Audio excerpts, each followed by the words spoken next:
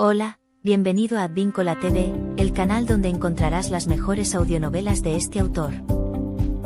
Esta temporada estamos presentando Juliana, qué mala eres, pero atención, porque en noviembre estrenaremos La impostora.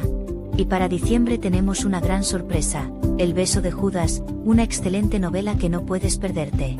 Así que suscríbete y activa la campanita para no perderte ningún estreno. Sin más, te invito a escuchar el segundo capítulo de Juliana, qué mala eres. Y si te perdiste el primero, no te preocupes, aquí, en la descripción del vídeo, encontrarás el enlace para verlo. Juliana, qué mala eres. Capítulo 2. El avión surcaba el cielo, con las alas plateadas brillando bajo el sol. Nora dormitaba en su asiento, con la cabeza recostada hacia un lado, mientras Pedro miraba fijo por la ventanilla, perdido en sus pensamientos. El regreso a Colombia removía en él memorias que creía sepultadas, y entre ellas apareció una que lo estremeció. Años atrás, cuando vivía en Bogotá y se ganaba la vida como taxista, tuvo un accidente menor. Su viejo taxi, cansado de tantas jornadas, golpeó accidentalmente un automóvil de lujo al frenar tarde en un semáforo. El estruendo lo dejó helado. «Dios mío, la ruina», murmuró al bajarse, con el corazón martillando en su pecho. El conductor del vehículo descendió con calma. Era un hombre elegante, con porte de empresario y un rostro duro que transmitía respeto inmediato. Pedro, al verlo, sintió un estremecimiento. Había algo en aquella mirada clara, en la forma de su mentón, en la manera en que se erguía, que le resultaba demasiado familiar. «Señor, disculpe, fue un error mío. Si quiere, arreglamos esto». Yo puedo», balbuceó Pedro, nervioso, esperando un grito o una amenaza. Pero el hombre lo observó con frialdad y sacó una tarjeta de su bolsillo interior. «Llevaré el auto al taller. Usted se hará cargo de todo. Aquí tiene mi tarjeta», dijo el sujeto entregándole una tarjeta color crema con letras doradas. Luego sacó una libreta y apuntó el número de la matrícula del taxi. Pedro había recibido la tarjeta con manos temblorosas. Al leer el nombre, sintió que el suelo se desmoronaba bajo sus pies, Santiago Malaver. El apellido retumbó en su mente como un eco del pasado. Malaver, su hermano mayor, al que no veía desde niño, al que su abuela le arrebató a su madre en aquella noche trágica. Apenas pudo articular palabra, guardó silencio, tragándose el secreto, y vio al hombre alejarse en su auto sin sospechar nada. Más tarde, ya en su casa, le contó todo a Nora. Ella lo escuchó con los ojos enrojecidos, como si la herida de aquel recuerdo volviera a abrirse. «Era él, mamá», le dijo con la voz quebrada. «Tu hijo, mi hermano, Santiago». Desde entonces, ambos habían cargado con aquel silencio, esperando el día en que el destino les diera otra oportunidad. Pedro parpadeó y regresó al presente, en el avión. Miró a su madre, dormida, y apretó los labios con decisión. «Ahora sí, hermano, ahora sí sabrás la verdad», murmuró en voz baja, mientras las nubes se extendían como un manto infinito bajo ellos. El recuerdo aún dolía como una espina clavada en lo más hondo del pecho. Pedro no podía olvidar aquel día, cuando decidió armarse de valor y presentarse en la empresa de muebles de su hermano. Llegó con nervios, vestido con su ropa modesta de taxista, y al entrar al imponente edificio se sintió pequeño. En la recepción preguntó por Santiago Malaver. Una secretaria, con mirada inquisitiva, lo hizo esperar antes de guiarlo hasta la oficina. Al abrirse la puerta, allí estaba, Santiago, de traje impecable, detrás de un escritorio de caoba, rodeado de éxito. Tenía ese aire altivo, propio de quien había luchado por llegar alto. Levantó la vista y lo reconoció de inmediato como el del accidente del carro. «Así que vino a hablar del arreglo», dijo Santiago con voz firme, sin molestarse en disimular la frialdad. Pedro respiró hondo y negó con la cabeza. «No, Santiago, no vine por eso, vine porque soy tu hermano». El silencio cayó como una losa. Santiago arqueó una ceja, incrédulo. «¿Mi qué?» «Tu hermano menor. Me llamo Pedro, nuestro padre es Guillermo Malaver, y nuestra madre es Nora. Ella aún sufre por ti. Nunca dejó de amarte». El gesto de Santiago cambió. Primero sorpresa, luego burla amarga, y finalmente un rencor feroz que le encendió los ojos. «No te atrevas a nombrar a esa mujer en esta oficina. Yo no tengo madre, la que dices que lo es. Me abandonó cuando tenía 8 años. Nos dejó a mí y a mi padre para irse con otro». Pedro dio un paso al frente, desesperado. «No es cierto, no sabes lo que pasó, ella intentó llevarte, pero nuestra abuela la detuvo. Nunca fue su elección dejarte». «Basta», bramó Santiago, golpeando la mesa con el puño. «Para mí esa mujer está muerta. ¿Sabes qué fue de mi padre? Se entregó a la bebida desde que ella se largó. Y fue el alcohol el que lo mató. Las palabras se clavaron en Pedro como dagas. Apretó los puños, conteniendo las lágrimas. No lo entiendes, Santiago. Ella no huyó por otro hombre, huyó porque nuestro padre la maltrataba. Te juro que lo que sabes no es toda la verdad. Santiago lo miró de arriba abajo con desprecio. Váyase de aquí, y dígale a esa mujer, que no quiero saber de ella, que no me busque. Que no me nombre, para mí no existe. Pedro quiso insistir, pero la mirada de hielo de su hermano lo dejó paralizado. Entendió que insistir era inútil. Con el corazón hecho pedazos, salió de aquella oficina, dejando atrás no solo a un hermano, sino a un muro de rencor que parecía imposible de derribar. La figura de Santiago Malaver era ahora apenas un eco del hombre que había sido. Caminaba arrastrando los pies por avenidas abarrotadas, invisible para todos, como si se hubiera convertido en parte del paisaje gris de la ciudad. La barba crecida y descuidada le cubría el rostro demacrado, los labios resecos se agrietaban y sus ojos, antes firmes y orgullosos, eran dos pozos vacíos hundidos en la tristeza. Su ropa estaba hecha jirones, un pantalón raído que apenas se sostenía en su cintura, una camisa manchada y abierta, y unos zapatos que ya no eran más que pedazos de cuero sostenidos con cordones desiguales. Cada paso le costaba, como si llevara el peso de una montaña sobre la espalda. Algunas noches dormía en parques, otras en andenes, cubriéndose con cartones húmedos que encontraba en la basura. La gente pasaba a su lado tapándose la nariz o desviando la mirada, sin imaginar que aquel despojo humano había sido dueño de empresas, dinero y poder. El hambre lo acosaba sin tregua. Hurgaba entre bolsas de desperdicio buscando sobras de pan o frutas podridas que alguien hubiera tirado. Y cuando lograba reunir unas monedas, su cuerpo lo traicionaba. No pensaba en comida, sino en la droga que había aprendido a consumir en la cárcel, el único veneno que lo alejaba por unas horas del tormento de sus recuerdos.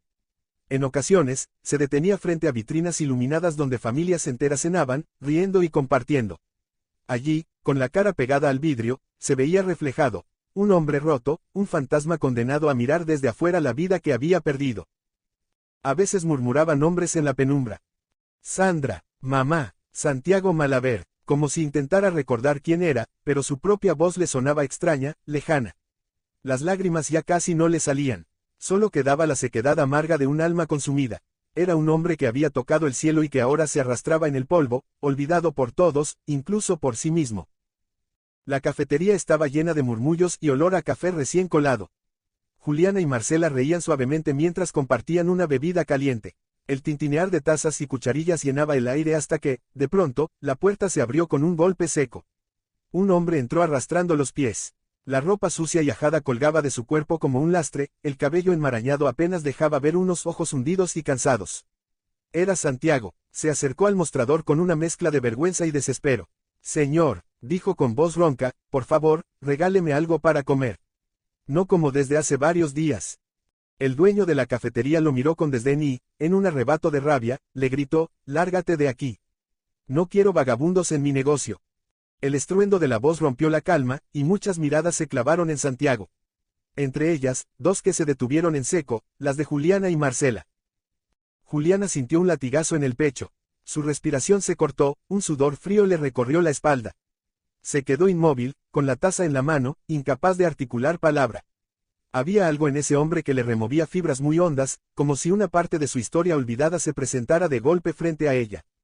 Juliana, preguntó Marcela, notando el súbito cambio en su amiga. Ese llamado la sacó del trance. Dejó la taza temblando sobre la mesa y, sin pensarlo, se levantó con brusquedad. Caminó rápido, alcanzando a Santiago antes de que cruzara la puerta. Espere, le dijo con firmeza, tomándolo del brazo. Él se volvió, desconcertado, sin entender quién era aquella mujer que lo miraba con tanta intensidad. Juliana lo guió de regreso hasta su mesa. Siéntese, por favor. Su voz temblaba, pero había en ella una decisión inquebrantable. Pidió al mesero que le trajera comida. Santiago aceptó, confundido, incapaz de comprender por qué aquella desconocida lo trataba con una dignidad que había olvidado hacía tiempo. Mientras tanto, Marcela los observaba boquiabierta. No entendía qué estaba sucediendo, pero en sus ojos había un atisbo de sospecha. Ese hombre no era un extraño cualquiera para Juliana. Marcela no salía de su asombro. Observaba a su amiga como si de pronto no la reconociera. Juliana, ¿qué te pasa?, preguntó en voz baja, casi un susurro, temerosa de interrumpir aquella escena extraña. Pero Juliana no respondió. Sus ojos estaban fijos en el hombre sentado frente a ella, en su barba descuidada, en las manos temblorosas que sujetaban la taza con torpeza. Había demasiadas preguntas en su interior, y solo una salió a flote. ¿Qué le pasó?, dijo, con un tono grave, como si hablara no solo con curiosidad, sino con un dolor compartido. ¿Por qué está en esta condición? Santiago bajó la mirada. El silencio pesó durante unos segundos, como si no pudiera encontrar fuerzas para hablar. Finalmente, con un nudo en la garganta, murmuró: Mi nombre es Santiago Malaver. Yo tenía una vida, una esposa, un negocio, ilusiones. Hizo una pausa, sus ojos se humedecieron. Pero Sandra Patricia, mi esposa, me tendió una trampa. Metió a una menor de edad en mi cama. Me acusaron de lo peor. Nadie me creyó, ni amigos, ni familia. 15 años. 15 años en prisión. Se llevó la mano al rostro, como queriendo ocultarse. Y cuando salí, no quedaba nada. Todos me habían dado la espalda. Marcela se llevó una mano a la boca, atónita. No podía creer lo que escuchaba. Juliana, en cambio, lo miraba con una mezcla de compasión y desgarro. Algo dentro de ella se rompía más con cada palabra. Santiago tragó saliva y, con la voz rota, añadió: Lo perdí todo, hasta mi nombre. Ahora soy solo un hombre que pide un pedazo de pan para sobrevivir. La mesa quedó en silencio. Marcela no entendía por qué Juliana parecía tan afectada por la historia de un desconocido. Pero en los ojos de Juliana ya brillaba una certeza que la aterraba: aquel hombre no era un extraño. Marcela la miraba con los ojos abiertos de par en par, como si no acabara de entender lo que su amiga estaba haciendo. Lo llevaré a mi casa, dijo Juliana, con un nudo en la garganta. ¿Estás segura de lo que dices, Juliana?, susurró Marcela, incrédula, inclinándose hacia ella. Apenas lo conocemos. Pero Juliana no le respondió. Seguía observando al hombre deshecho frente a ella. Había en su mirada una mezcla extraña de compasión y de algo más profundo, un impulso que no lograba reprimir. Se volvió hacia Santiago y, con voz firme, le dijo: Venga conmigo, no puede seguir en la calle. Yo quiero ayudarlo. Santiago parpadeó, desconcertado. Se quedó en silencio unos segundos, como si aquellas palabras fueran demasiado irreales para creerlas. Nadie le había tendido la mano desde que salió de la prisión. Nadie le había ofrecido nada más que desprecio. ¿Está segura, señorita?, preguntó con voz quebrada. Yo, no tengo nada, no tengo a dónde ir. Lo sé, contestó Juliana, bajando un poco la voz. Precisamente por eso, vamos. Marcela, todavía atónita, intervino con un hilo de voz. Juliana, por favor. Piénsalo, no sabes quién es ni de qué puede ser capaz. Ya lo decidí, la cortó Juliana, con una determinación que sorprendió incluso a ella misma. Santiago se incorporó lentamente, apoyándose en la mesa con sus manos temblorosas. Aún parecía no creérselo. La vergüenza y la gratitud se mezclaban en su rostro ajado. Gracias, alcanzó a murmurar, apenas audible.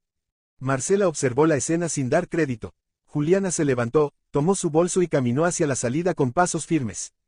Santiago, con la ropa raída y el cansancio marcado en cada movimiento, la siguió. La puerta de la cafetería se cerró tras ellos. Marcela caminaba con ellos, aturdida, preguntándose qué demonios estaba pasando y por qué su amiga se empeñaba en cargar con un hombre que parecía arrastrar un pasado demasiado oscuro. Mientras tanto, el taxi en que viajaba Pedro y su madre se detenía frente a un edificio imponente, un hotel de fachada moderna y elegante que brillaba bajo las luces de la ciudad. Pedro descendió primero, con una mezcla de nervios y orgullo reflejada en su rostro. Estiró el brazo para ayudar a su madre, Nora, que bajó con lentitud, apoyándose en él, observando todo a su alrededor con la nostalgia en los ojos. Aquí estamos, mamá, dijo Pedro, respirando hondo. Este es el lugar. Nora alzó la vista hacia el letrero luminoso en la entrada. Nunca había imaginado que su hijo menor, aquel niño al que cargó entre lágrimas cuando huyó de la casa de Guillermo, terminaría administrando un hotel de semejante categoría. El portero abrió la puerta con una reverencia respetuosa. Al entrar, el frío del aire acondicionado los envolvió de inmediato. El lobby era amplio, con pisos de mármol y lámparas de cristal que colgaban del techo. Pedro caminó con seguridad hasta la recepción, saludando a los empleados que lo miraban con deferencia. Bienvenido, señor Pedro, dijo la recepcionista con una sonrisa. Su habitación está lista. Nora se sorprendió. ¿Tu habitación?, preguntó en voz baja, intrigada. Pedro sonrió, dándole la tarjeta magnética. La nuestra, mamá. Cuando decidiste venir a Colombia le pedí a Mr. Brown que me confiara la administración de este hotel. Aquí estaremos, al menos mientras intentamos lo que vinimos a hacer.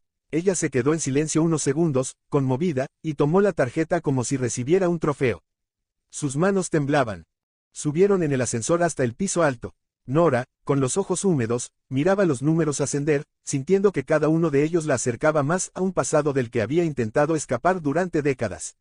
En la habitación, Pedro dejó las maletas en un rincón y abrió la cortina de par en par. Desde allí, la ciudad brillaba como un océano de luces. «Descansa, mamá», dijo él, con un tono suave pero firme. «Mañana empezaremos la búsqueda». Nora se acercó lentamente a la ventana. El reflejo de su propio rostro, marcado por arrugas de dolor y arrepentimiento, la observaba desde el vidrio. «¿Y si no quiere verme, Pedro? ¿Y si Santiago nunca me perdona?» Pedro apoyó la mano en su hombro, transmitiéndole fuerza. «Entonces, al menos sabremos que lo intentamos. No podemos dejar que el pasado siga siendo una sombra para nosotros». Ella asintió, sin apartar la mirada del horizonte. Allá afuera, en algún rincón de aquella ciudad que una vez fue su hogar, estaba su hijo mayor. Y aunque el miedo la atenazaba, en lo profundo de su alma se encendía una chispa, la esperanza de volver a abrazarlo. El taxi se detuvo frente al edificio de Juliana. Santiago bajó con movimientos torpes, los ojos hundidos por el cansancio y la desconfianza. Marcela lo siguió de cerca, aún incrédula, murmurando entre dientes: «No puedo creer esto, Juliana. De todas tus locuras, esta es la peor». Juliana, elegante y firme, caminaba delante de ellos como si todo estuviera bajo control. Subieron al ascensor en un silencio tenso, solo interrumpido por el golpeteo de las puertas al cerrarse. Santiago, con la mirada baja, se preguntaba en qué momento su vida había llegado a ese punto. Al entrar al apartamento, Juliana encendió las luces y le indicó con un gesto a Santiago que la siguiera por el pasillo. Abrió una puerta. «Aquí dormirás», dijo con voz serena. «Necesitas descansar». Marcela alzó las cejas. «¿Dormir aquí, en tu casa? ¿Conoces a este hombre?» Juliana no contestó. Caminó hasta el closet, sacó un par de camisas, unos pantalones y un par de zapatos. Los puso sobre la cama y miró a Santiago con determinación. «Primero dúchate, después te cambias». Santiago acarició la ropa con cierta vergüenza.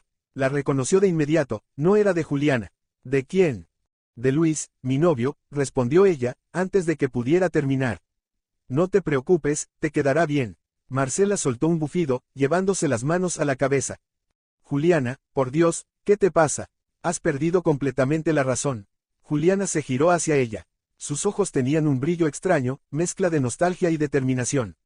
«Es el pasado que tocó a mi puerta, Marcela. Y esta vez no pienso darle la espalda». Marcela la miró como si no reconociera a su amiga. Santiago, mientras tanto, sostenía las prendas con un nudo en la garganta, sin comprender por qué aquella mujer, tan distinta a todas las que lo habían rechazado, había decidido tenderle la mano. La tensión en la sala era tan densa que se podía cortar con un cuchillo. El agua de la ducha corría como un río sobre el cuerpo de Santiago.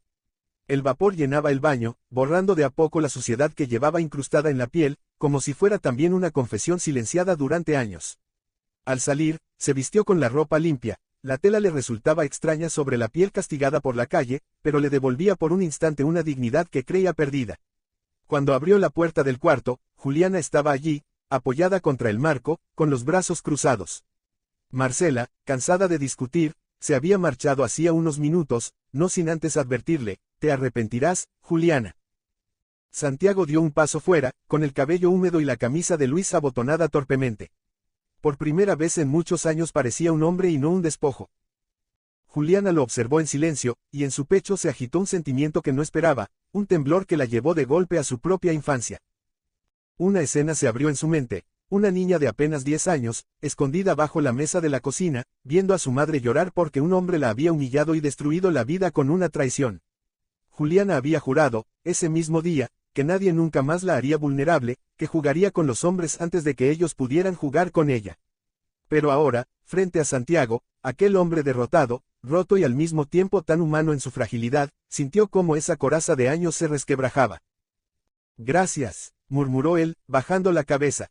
«No entiendo por qué haces esto, pero, gracias». Juliana parpadeó rápido, intentando ahogar la tormenta que empezaba a formarse en su interior. «No tienes que entender nada», dijo al fin, con una voz más suave de lo que pretendía. «Solo descansa». Él asintió y regresó a la habitación. Ella quedó de pie, inmóvil en el pasillo, con las manos temblorosas.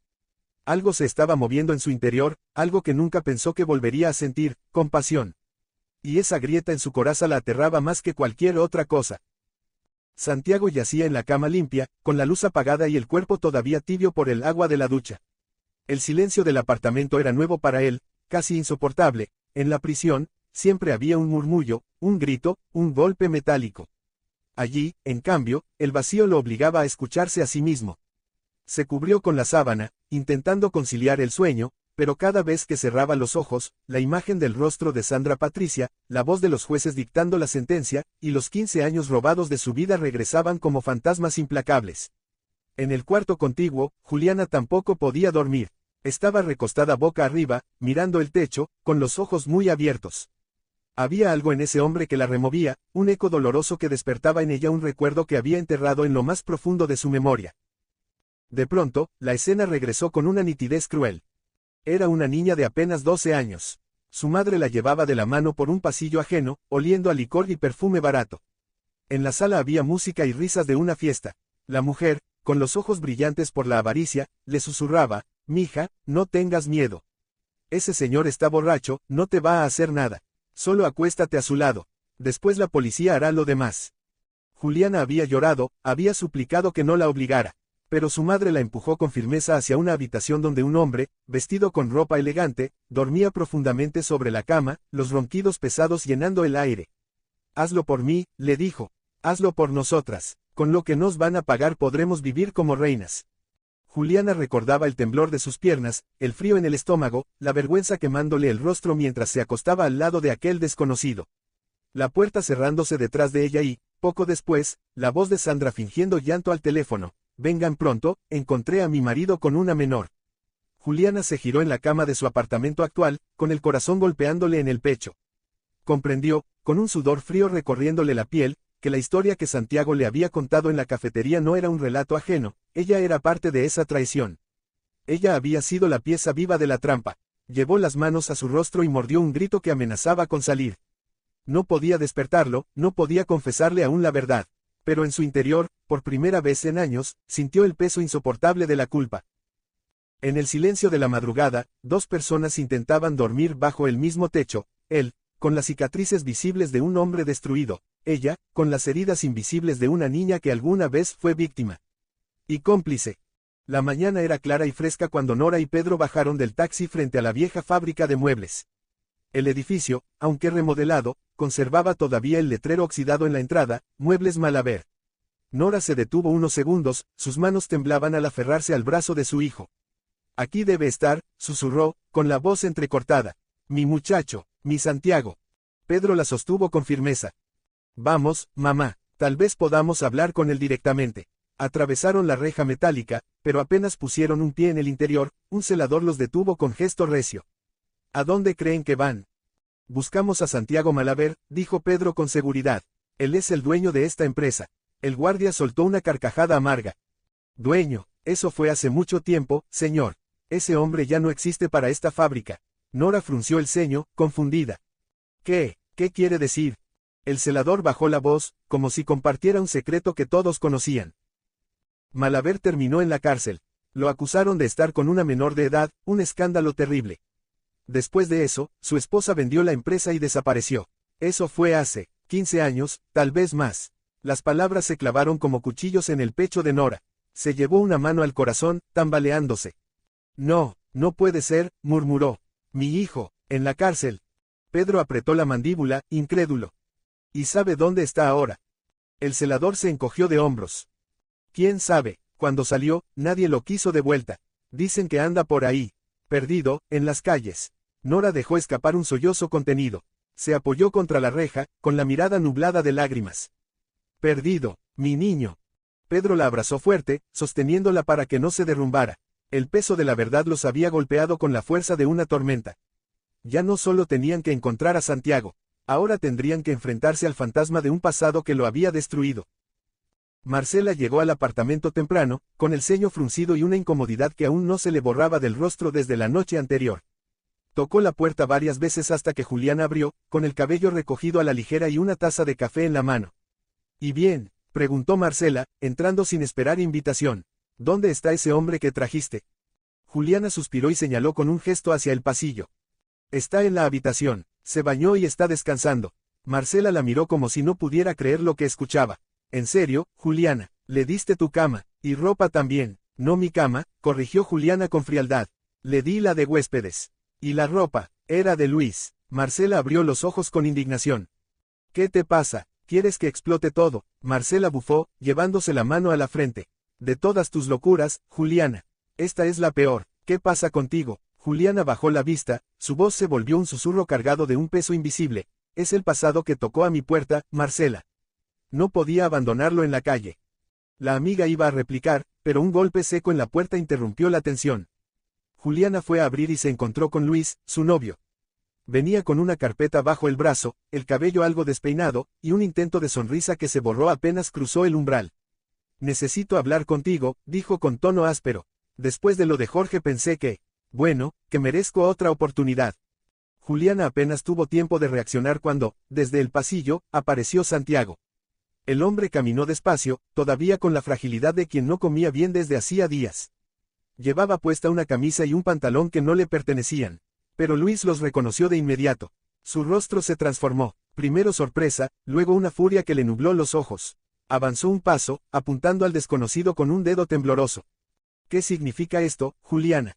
Rugió, ese hombre está usando mi ropa. Juliana dio un paso hacia él, intentando calmarlo. Luis, escucha, no es lo que piensas.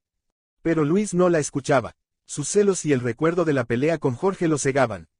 Estaba a un segundo de lanzarse contra Santiago, mientras Marcela, al borde del pánico, comprendía que aquella mañana estaba a punto de explotar en pedazos. La mañana caía sobre Bogotá, y el cielo se teñía de un gris melancólico que parecía filtrarse por las ventanas del hotel.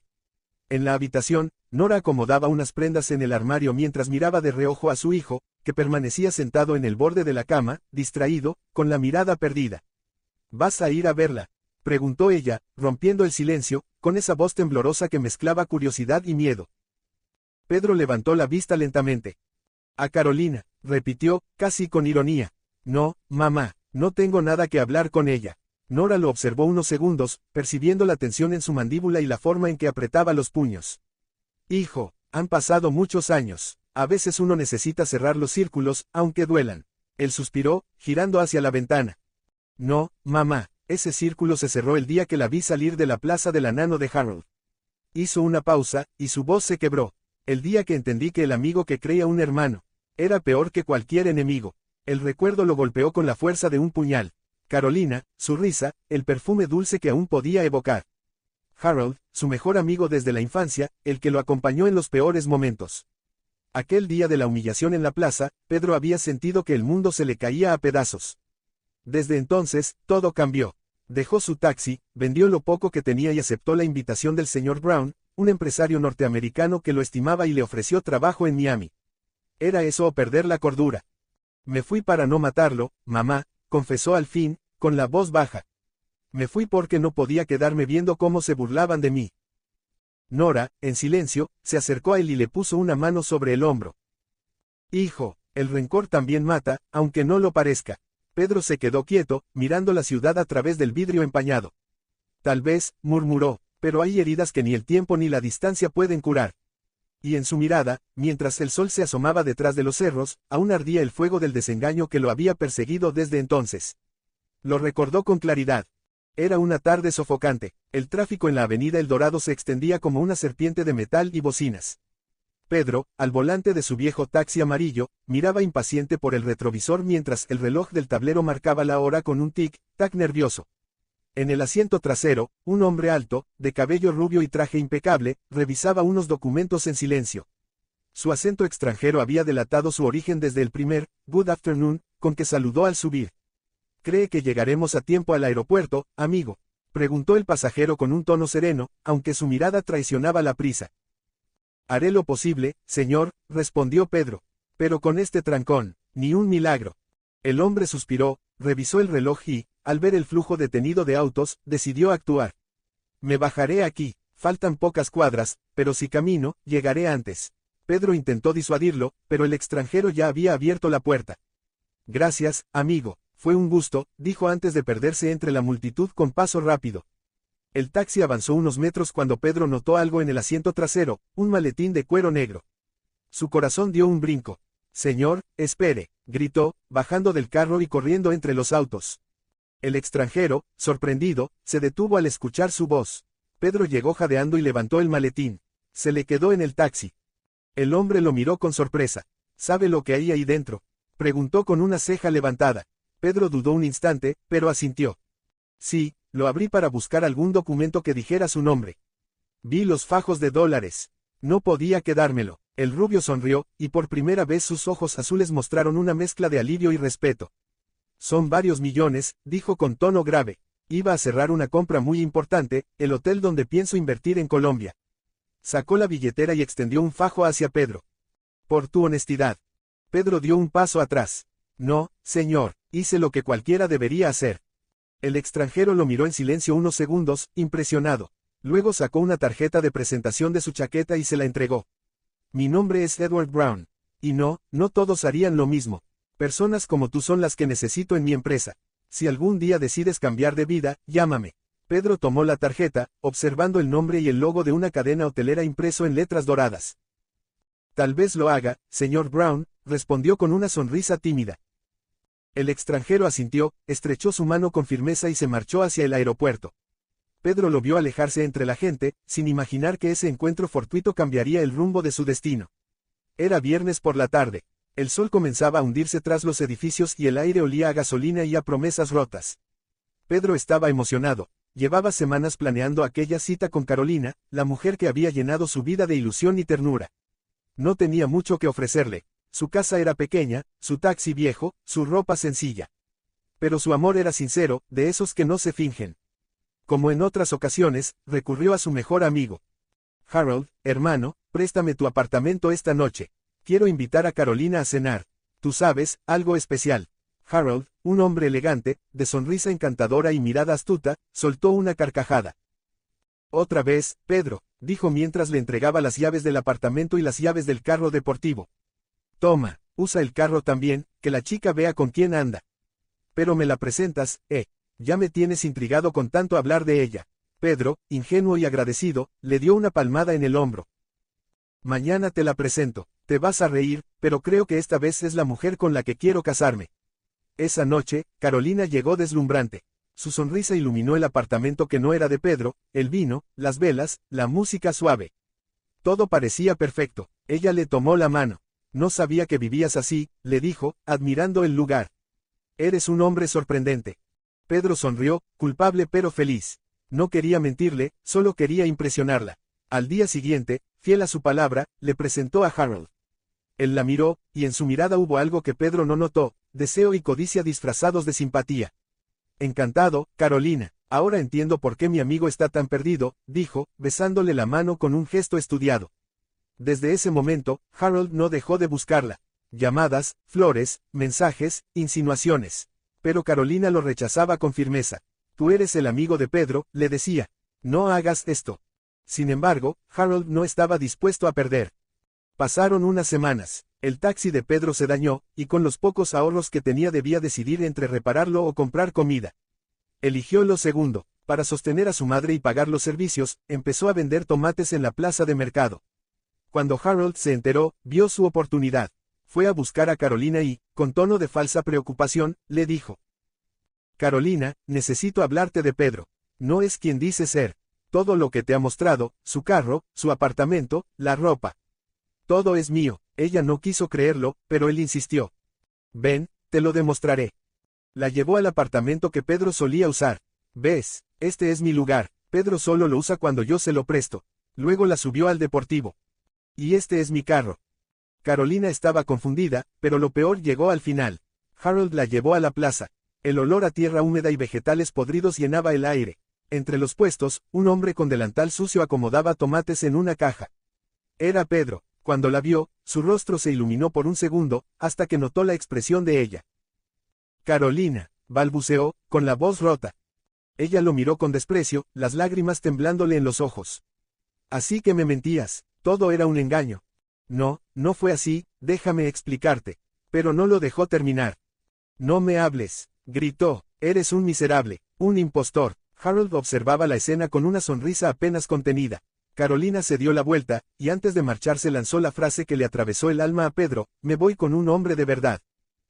El sonido de sus pasos alejándose fue lo último que escuchó antes de caer de rodillas entre las cajas de tomates, con el corazón hecho pedazos y las manos manchadas de tierra y vergüenza. Pedro permaneció en silencio unos segundos, la mirada fija en el ventanal del hotel. Afuera, la ciudad despertaba entre el ruido de los buses y los vendedores ambulantes. El aroma a café recién hecho se mezclaba con el aire húmedo de la mañana.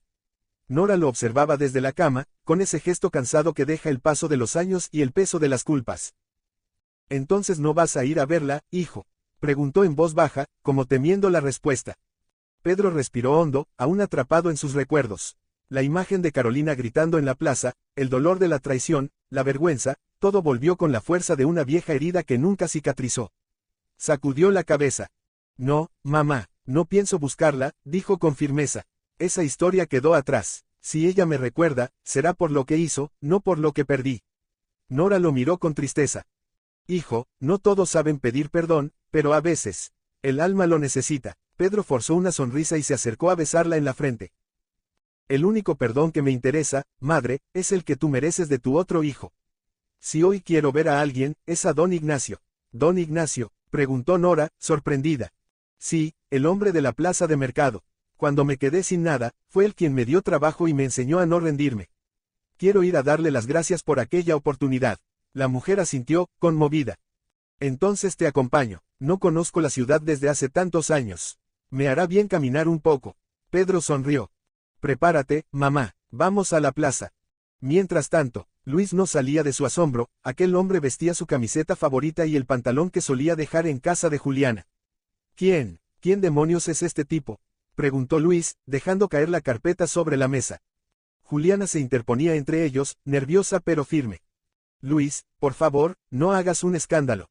«No haga un escándalo», repitió él, intentando avanzar hacia Santiago. «Ese hombre está usando mi ropa». Marcela se quedó petrificada, observó la escena sin entender nada. Luis intentó sujetar a Santiago por el cuello de la camiseta, pero Juliana se interpuso con determinación. «No lo toques, Luis».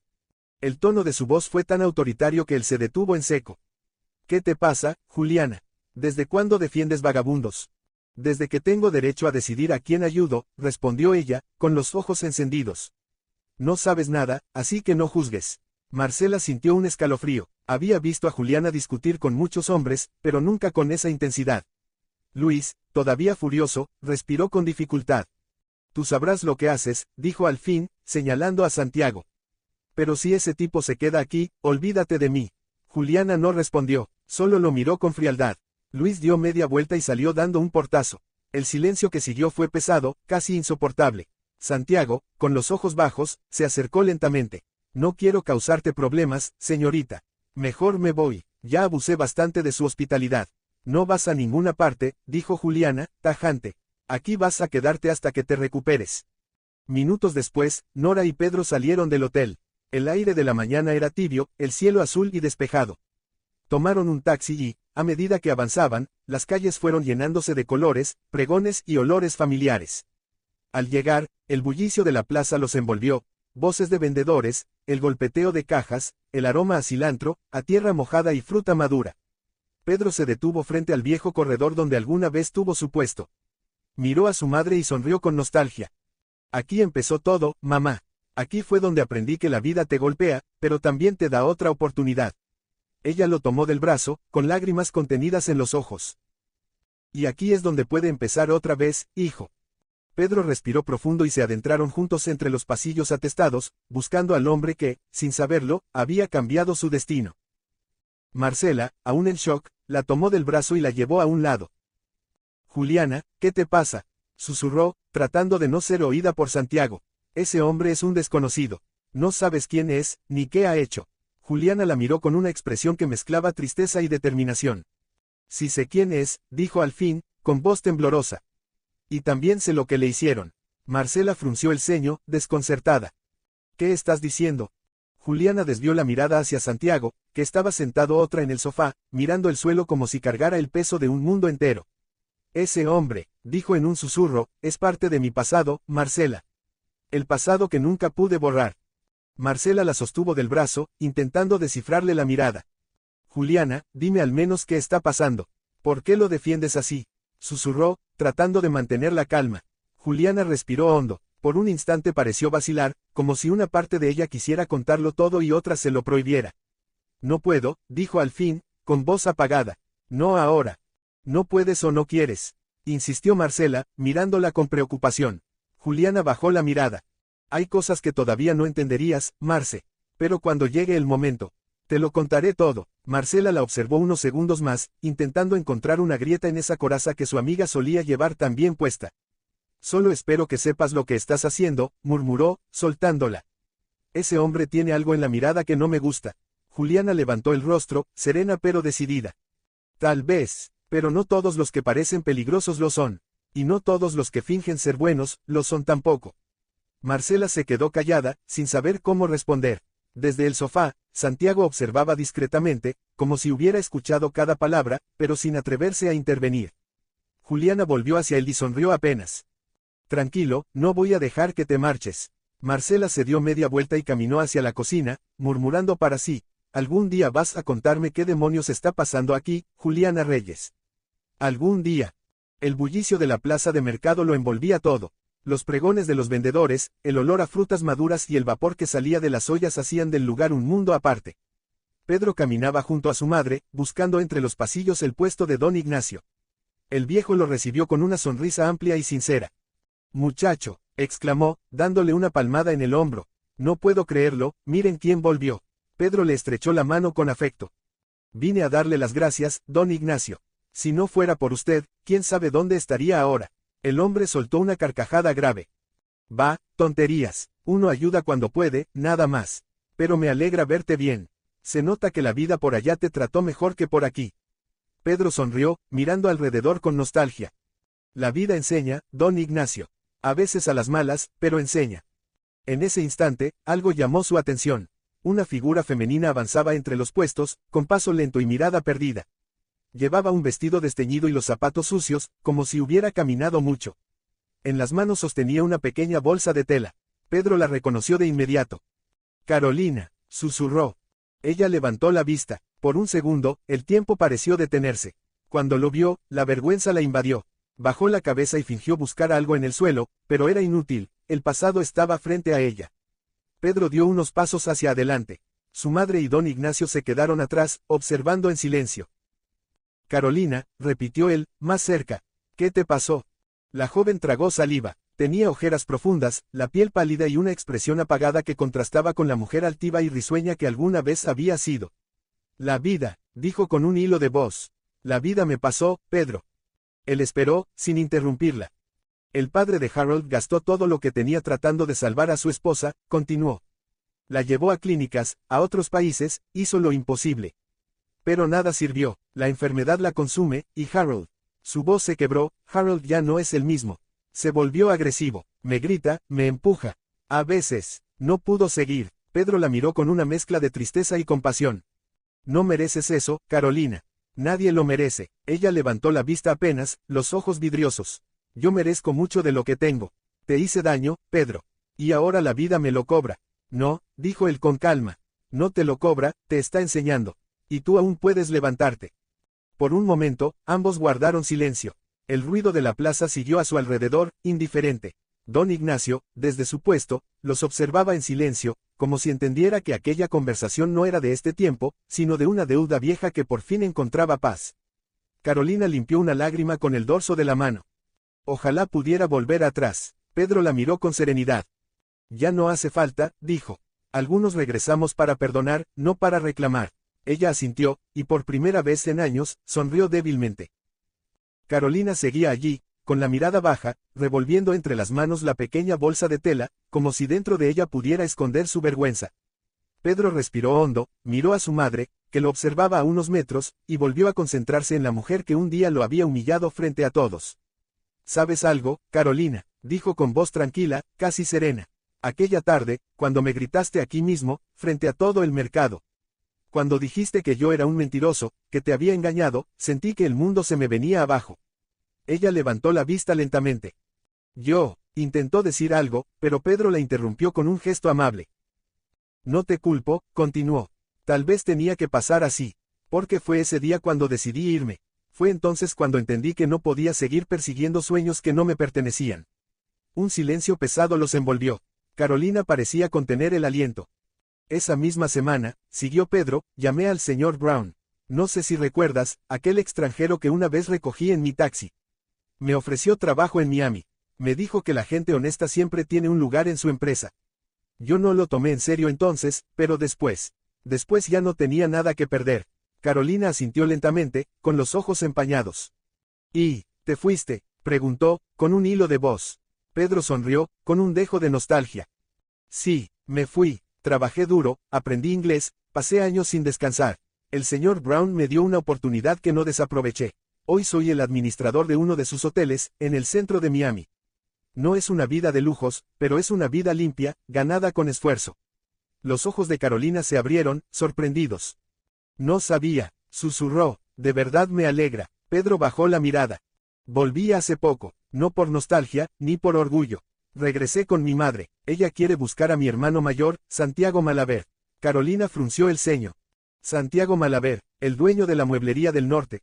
Pedro asintió con un suspiro. El mismo, oh, el que fue, hace años que no sabemos de él.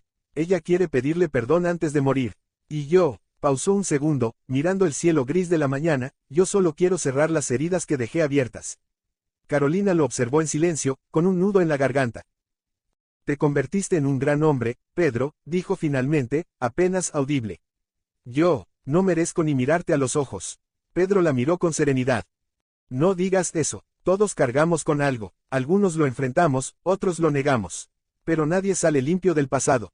Carolina no supo qué responder. Las palabras de Pedro la golpearon con suavidad, pero también con verdad.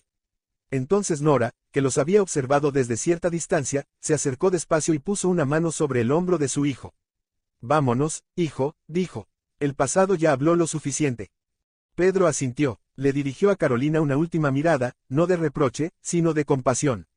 Luego se alejó junto a su madre entre el murmullo de la plaza, dejando a Carolina allí, sola, con la sensación amarga de haber perdido, por segunda vez, al único hombre que alguna vez la amó de verdad. Y gracias por quedarse hasta el final.